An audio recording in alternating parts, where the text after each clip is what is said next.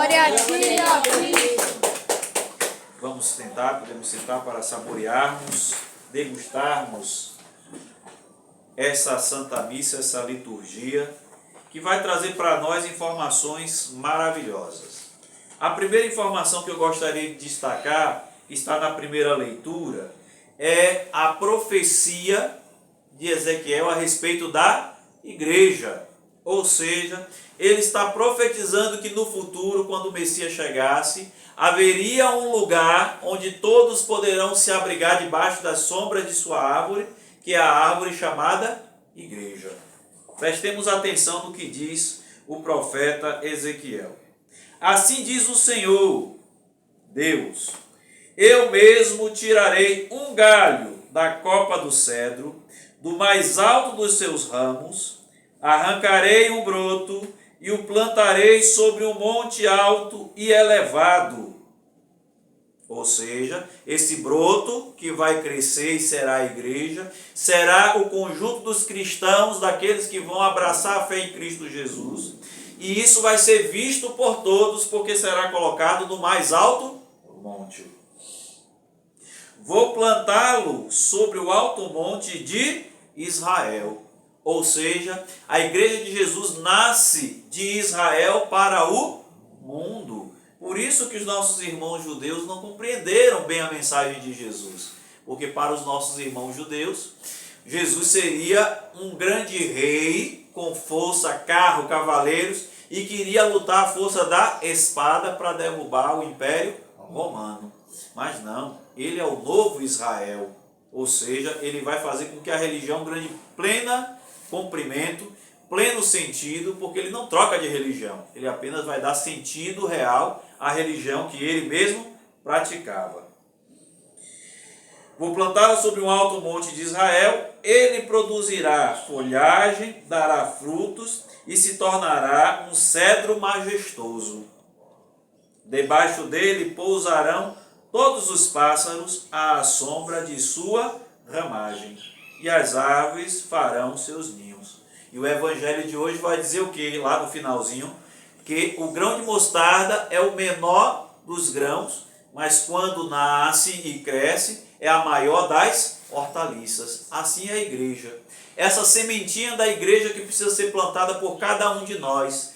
Jesus vai falar através de parábolas, de comparações, para que aquele povo pudesse entender. E diz a palavra que Jesus não lhes falava de outra maneira a não ser com parábolas, porque falava Jesus a eles à medida que eles conseguiam entender.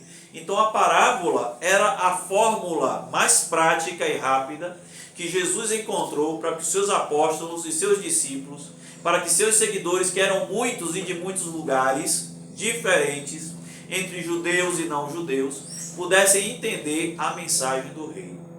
E podendo Deus fazer tudo de maneira sozinha, ou seja, Ele pode todas as coisas, mas Ele quis precisar de cada um de nós. O reino de Deus é comparado a um homem que pega a semente e joga na terra. Ou seja, Deus poderia fazer isso sozinho, mas Ele quer comparar o reino dos céus, aquilo que é a potência de Deus, com a ação de um homem. É preciso que o homem pegue essa semente e jogue na terra para ela germinar. O reino dos céus é comparado a uma mulher que pega o fermento e joga na massa. O que é o reino dos céus? É o fermento. Mas com que ele é comparado? A ação da mulher de pegar o reino dos céus e jogar na massa, para fazer crescer aquela massa. Então percebam, semente que vai dar fruto, fermento que vai fazer a massa crescer, todos esses elementos vão falar da igreja do Cristo, que cresce à medida que você acolhe essa palavra no seu coração e a faz crescer através das suas ações. Ou seja, quando eu vou ao encontro de Jesus na igreja, então eu não vou à igreja, mas vou ao encontro de Jesus na igreja, eu começo a fazer com que este reino dos céus, que é a igreja, cresça através das minhas ações. É preciso que eu me dirija para fazer algo acontecer.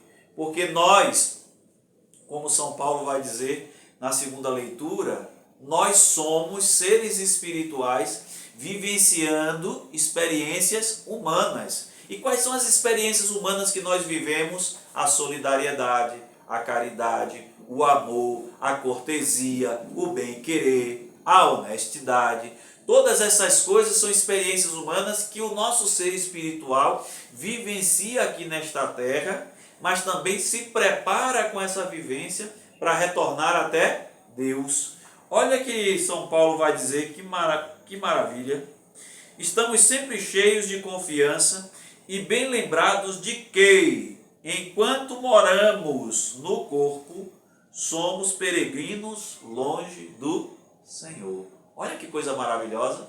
Enquanto moramos no corpo. Ou seja, São Paulo tinha o entendimento de que nós pré-existimos no coração de Deus e quando encarnamos aqui, ou seja, Deus nos faz encarnar neste corpo que cada um de nós tem, somos peregrinos longe de Deus, porque não enxergamos da maneira que nós somos enxergados.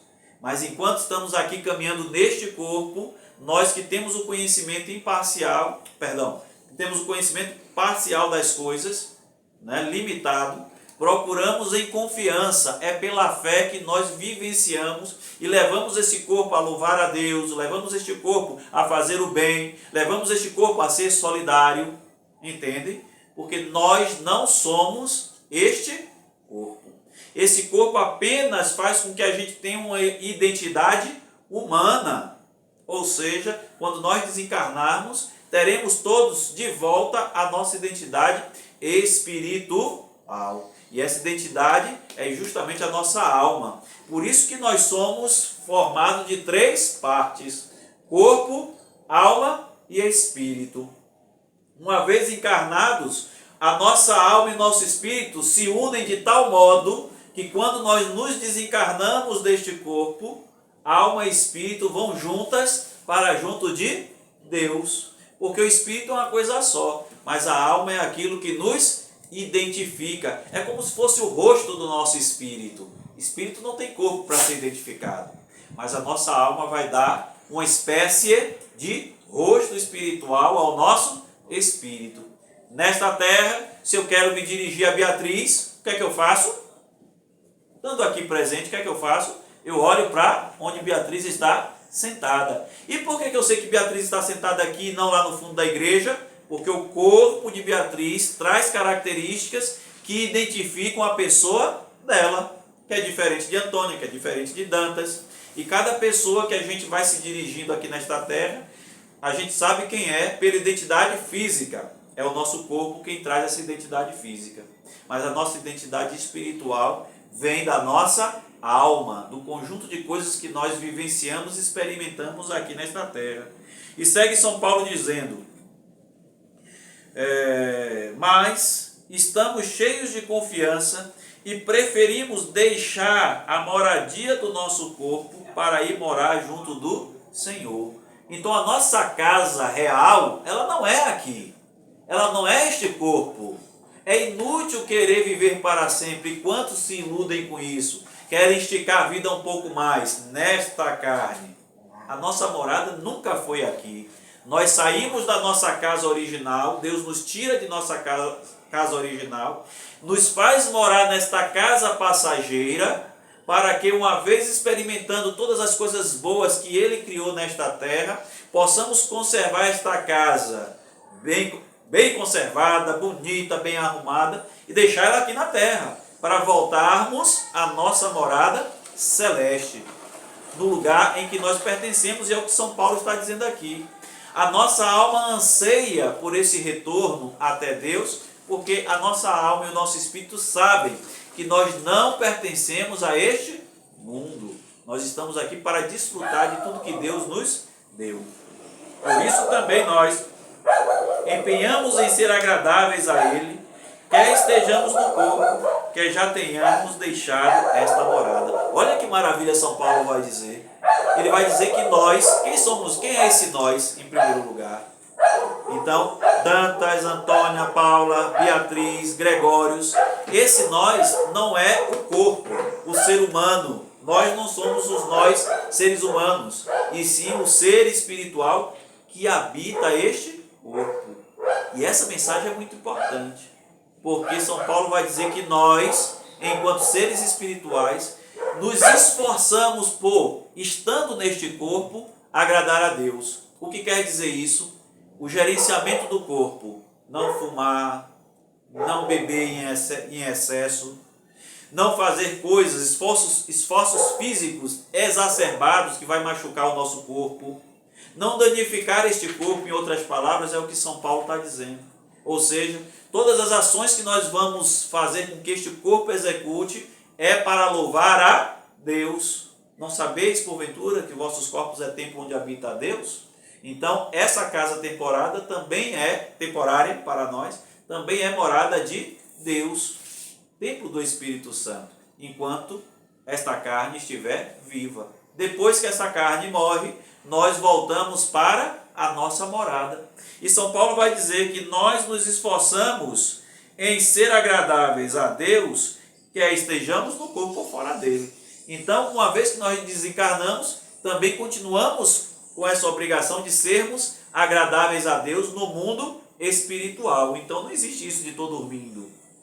Essa compreensão é do Antigo Testamento, porque Deus respeita e sempre respeitou o passo a passo da nossa humanidade. Então, no tempo que o homem acendia lá o fogo com o graveto, Deus falava naquela linguagem, respeitando a ciência que existia naquele momento. No tempo de hoje, se Jesus estivesse aqui hoje, iria falar para a gente assar o nosso pão no forno e não na pedra, porque se assava pão na pedra naquele momento e agora a gente tem o forno. Então, São Paulo está falando para nós que há duas maneiras de servir a Deus, neste corpo e fora dele.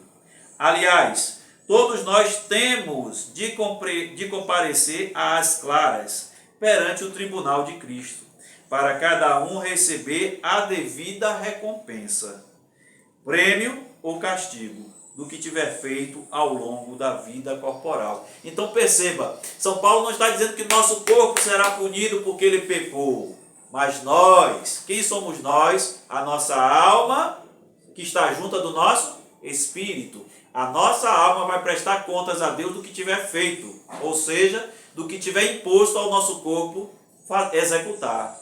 Se eu estraguei meu corpo, fumei muito, bebi muito, não é? Vou prestar contas ao dono do corpo, que não sou eu. O dono do meu corpo é Deus. O seu corpo não lhe pertence. Por isso que Deus é maravilhoso para conosco. Embora este corpo físico não nos pertença, Deus nos emprestou para que a gente vivesse plenamente as coisas boas que Ele mesmo fez para nós. Então, quando a gente para ali no mercado e vai tomar um sorvete, não é uma coisa boa? Agradável ao paladar? Quando a gente senta numa churrascaria ou numa pizzaria, para quem gosta, obviamente, não é uma coisa boa ao nosso paladar? Pois é. Todas essas coisas boas, Deus nos entregou para nós saborearmos e desfrutarmos neste corpo. O ato de amar alguém, constituir família, é coisa boa. Foi Deus quem nos entregou para que a gente usufruísse dessas coisas boas. Mas é preciso que a gente faça um usufruto consciente, um usufruto que nos leve à santidade. E a santidade é da nossa alma, não é do nosso corpo, porque o corpo não peca. Quem peca é a alma.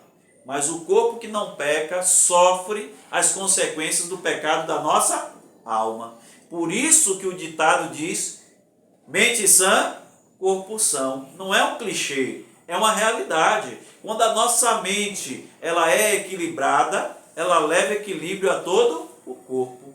Em outras palavras, quando a gente compreende a graça maravilhosa de Deus, a gente passa a tratar melhor o nosso corpo e passa a tratar melhor os nossos irmãos. Por quê?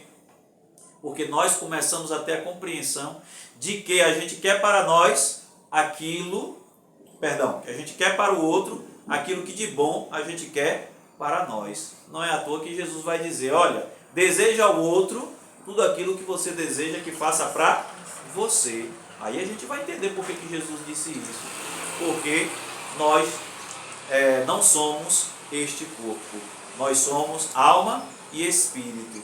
E estando neste corpo, somos seres humanos. Fora desse corpo, voltaremos a ser seres espirituais. ais. Amém? Louvado seja o nosso Senhor Jesus Cristo e nossa Mãe Maria Santíssima.